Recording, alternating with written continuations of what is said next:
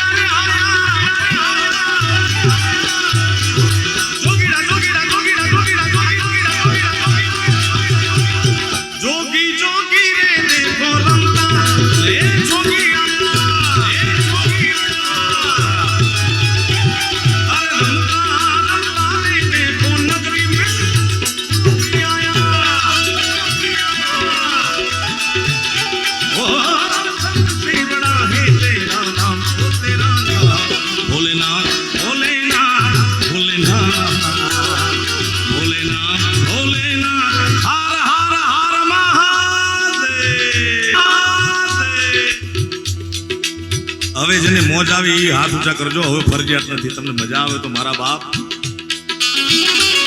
નામ સ્મરણનો મહિમા પૂજ્ય મોરારી બાપુ એમ કહે છે કે કળિયુગમાં બીજી ભક્તિ મારા તમારાથી થાય કે ન થાય.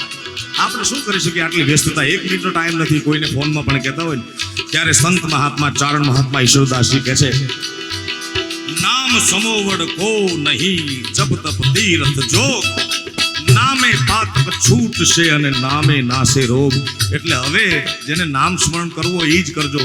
વડીલો માટે કે કોઈ માટે ફરજિયાત નથી. પણ મને ખૂબ મજા આવે છે તમે બધા